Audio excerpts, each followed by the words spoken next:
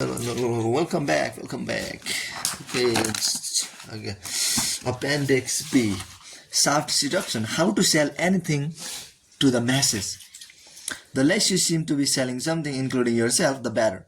By being too obvious in your pitch, you will raise suspicion. You will also bore your audience, an unforgivable sin. Instead, make your approach soft, seductive, and insidious. Soft, be indirect, create news and events for the media to pick up, spreading your name in a way that seems spontaneous, not hard or calculated, seductive. Keep it entertaining. Your name and image are bathed in positive associations. You are selling pleasure and promise. Insidious. Aim at the unconscious using images that linger in the mind, placing your message in the visuals frame which you are selling as part of a new trend, and it will become one. It's almost impossible to resist the soft seduction. The soft sell. Seduction is the ultimate form of power. Those who give into it do so willingly and happily. There is rarely any resentment on their part.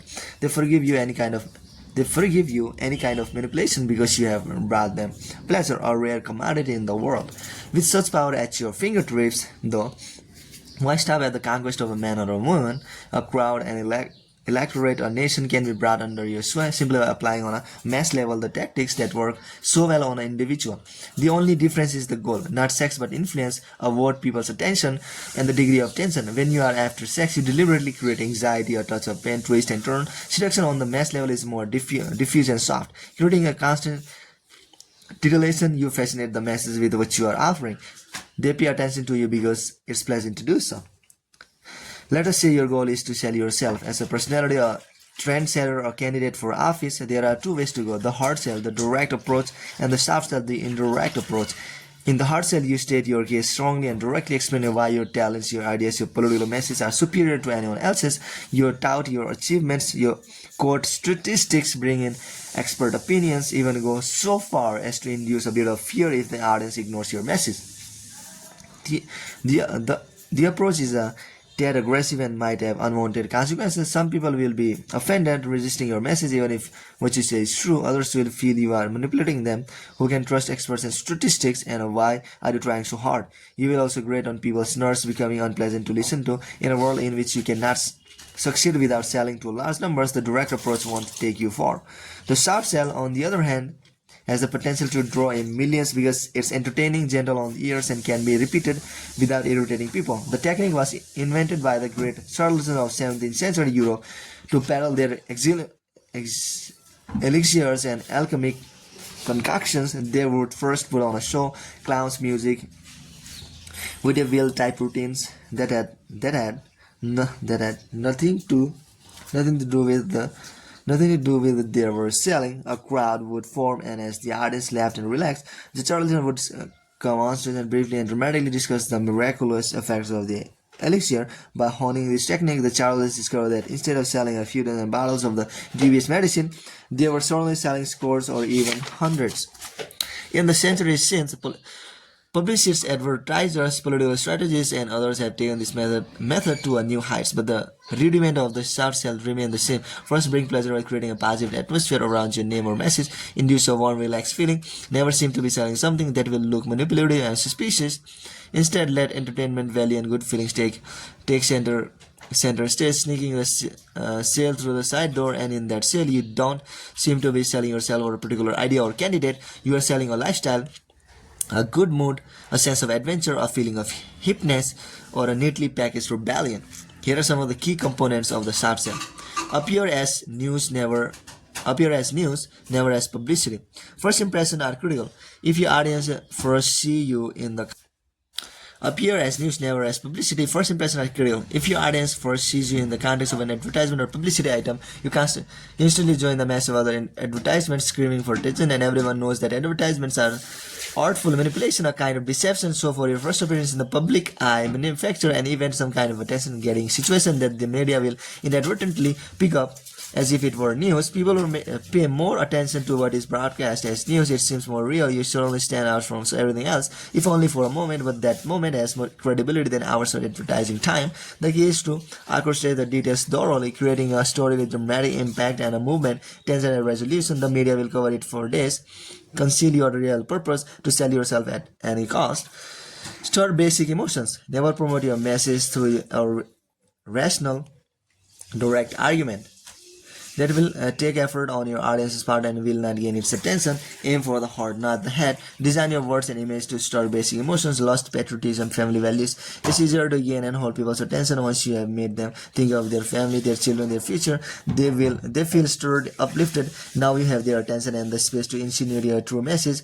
Days later, the audience will remember your name, and remembering your name is half the game. Similarly, find ways to surround yourself with emotional magnets, war heroes, children, saints, small animals, whatever it takes. Make your appearance and bring these emotionally positive associations to mind. Give you extra presence. Never let this association be defined or created for you, and never leave them to chance. Make the medium the message. Pay more attention to the form of your message than to the content. Images are more seductive than words, and visuals, soothing colors, appropriate background, the suggestion of speed or movement should actually be your real message. The audience may focus superficially on the content or moral you are preaching, but they are really observing the visuals, which get under their skin and stay there longer than any words or preaching pronouncements. Your visuals should have a hypnotic effect. They should make people feel happy or sad depending on what you want to accomplish, and the more they are distracted by visual cues, the harder it will be for them to think straight or see through your manipulations. Speak the target's language. Be chummy. At all costs, avoid appearing superior to your audience.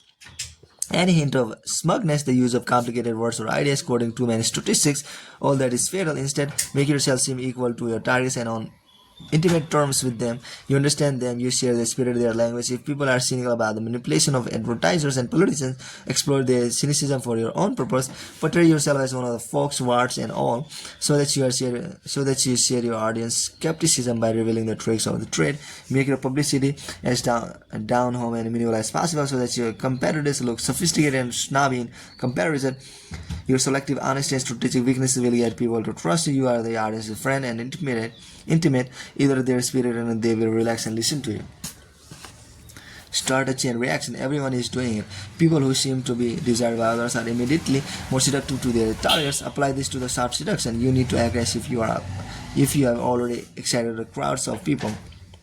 Your behavior will become a self-fulfilling prophecy. Seems to be in vanguard of a trend or lifestyle, and the public will lap you up for a fear of being left behind. Spread your image with the logos, slogans, posters, so that it appears everywhere. Announce your message is a trend, and it will become one. The goal is to create a kind of viral effect in which more and more people will become infected with the desire to have whatever you are offering. This is the easiest and most seductive way to sell. Tell people who they are. It's always unwise to engage an individual or the public in any kind of argument. They will resist you. Instead of trying to change people's ideas, try to change their identity, their perception of reality, and you will have far more control of them in the long run. Tell them who they are. Create an image and identity what they will want to assume. Make them dissatisfied with their current status, making them unhappy with themselves. Gives you room to suggest a new lifestyle, a new identity. Only by listening to you can they find out who they are. At the same time, you want to change their perception of the world outside them. Okay. By controlling what they look at, use any media as possible to create a kind of total environment for their perception. Your image should be seen not as advertisement, but as part of atmosphere. Okay. Soft sell. Some soft seductions. Andrew Jackson was a true American hero in 1814. In the Battle of New Orleans, he led a red-tag band of American soldiers against the superior English army and won. He also conquered Indians in Florida. Jackson's army loved him for his rough-hewn ways. He fed on acorns when there was nothing else to eat. He slept on a hard bed. He drank hard cider. Just like this man, then after he lost or was cheated out of the presidential election of 1824. In fact, he won the popular vote, but so narrowly that the election was thrown into the House of Representatives, which chose Joseph Quincy Adams after much After much deal making, he retired to his farm in Tennessee, where he lived the simple life, tre- uh, tilling the soil, reading the Bible, staying far from the corruptions of Washington, where Adams had gone to Harvard, played billiards, drunk soda water, and relished European flounder. Jackson, like many Americans of the time, had been raised in a log cabin. He was an uneducated man, a man of the earth. This, at any rate, was what Americans read in the newspapers in the months after the controversial 1824 election. Scroll on by these articles, people in taverns and halls across the country began taking of how the war hero Andrew Jackson had been wrong, how an insidious aristocratic elite was conspiring to take over the country. So when Jackson declared that he was run against Adams in the presidential election in 1828, but this time as the leader of a new organization, the Democratic Party, the public was thrilled. Jackson was the first major political figure to have a nickname, Old Hickory, and soon Hickory cups were sprouting up in America's towns and cities. Their meanings resembled spiritual revivals. The hot buttons issue of the day were discussed, tariffs, the abolition of slavery, and club members felt certain that Jackson was on their side. It was hard to know for sure. He was a little vague on the issue, but this election was about something larger than issues. It was about restoring democracy and restoring basic American values to the White House. Soon the Hickory clubs were sponsoring events like town barbecues, the planting of hickory trees, dances around a hickory pole, the organized lavish public feasts, always including large quantities of liquor. In the cities there were parades, and these were sporting events. They often took place at night so that urbanities would witness a procession of Jackson supporters holding torches. Others would carry colorful banners with portraits of Jackson or caricatures of Adam and slogans ridiculing his decadent ways. And everywhere there was hickory sticks, hickory brooms, hickory canes, hickory leaves in people's hats. Men on horseback would ride through the crowds, spurring people into huzzas for Jackson. Others would lead the crowd in songs about all hickory. The Democrats, for the first time in an election, conducted opinion polls, finding out what the common man thought about the candidates. These polls were published in the papers, and the overwhelming conviction was that Jackson was ahead. Yes, a new man was sweeping the country. It all came to a head when Jackson made a personal appearance in New Orleans as a part of a celebration commemorating the battle he had fought so bravely there 14 years earlier. This was unprecedented. No presidential candidate had ever campaigned in person before, and in fact such an appearance would have been considered improper. But Jackson was a new kind of politician, a true man of the people. Besides, he insisted that his purpose for the visit was patriotism, not politics. The spectacle was unforgettable. Jackson entering New Orleans on a steamboat as the fog lifted, cannon fire ringing out from all sides, grand speeches, endless feasts, a kind of mass delirium taking over the city. One man said it was like a dream. The world has never witnessed so glorious, so wonderful a celebration, never have gratitude and patriotism so heavily united. This time, the will of the people prevailed. Jackson was elected president. It was not one reason that brought him victory. New Englanders, Southerners, Westerners, merchants, farmers, and workers were all infected with the Jackson fever. Interpretation: after the debacle of 1824, Jackson and his supporters were determined to do things differently. In 1828, America was becoming more diverse, developing populations of immigrants, Westerners, urban laborers, and so on. To win a mandate, Jackson would have to overcome new regional and class differences. One of the first and most important steps his supporters took was to found newspapers all around the country, while he himself seems to have retired from public life. These papers promulgated an image of him as the wronged war hero, the victimized man of the people. In truth, Jackson was wealthy, as were all of his major backers. He owned one of the largest plantations in Tennessee, and he owned many slaves. He drank more fine liquors than hard liquor and slept on a stout bed with European linens. And while he might have been uneducated, he was extremely shrewd, with a shrewdness built on years of army combat. The image of the man of the earth disguised all this, and once it was established, it could be contrasted with the aristocratic image of Adams.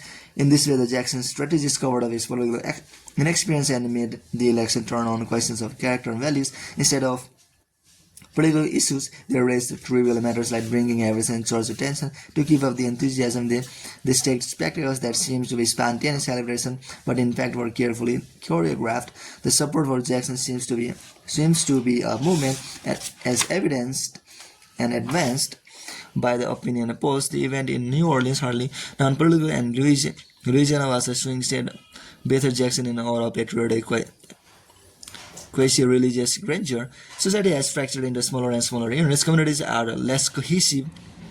Even individuals feel more inner conflict. To win an election or sell anything in large numbers, you have to paper over these differences somehow. You have to unify the masses. The only way to accomplish this is to create an inclusive image, one that attracts and excites people on a basis almost unconscious level. You are not talking about the truth or about reality. You are forging a myth. Myths create identification. Build a myth about yourself and the common people who identify with your character. You apply to your aspiration just as you identify with theirs. This image should include your flaws, highlight the fact that you are not the best orator, the most educated man, the smoothest politicians. Seeming human and down to earth disguises the manufactured quality of your image. To sell this image, you need to have the proper vagueness. It's not that you avoid talk of issues and details that will make you seem insubstantial, but that all your talk of issue is framed within the softer context of character, values, and vision. You want to lower taxes, say because it will help families, and you are a family person. You must not only be inspiring but also that is a popular friendly touch. Destroys the willing of opponents who will try to unmask you, reveal the truth behind the myth, but that will only make them seem smug, overshares, defensive, and snobbish. That now becomes part of their image, and it will help sink them. And it will help sink them. On Easter Sunday, March 31, 1920, New York churchgoers began to pour into Fifth Avenue after the morning service for the annual Easter parade. The streets were blocked off. Bye guys, we have finished this book. I couldn't read because there's a noise outside. So, bye.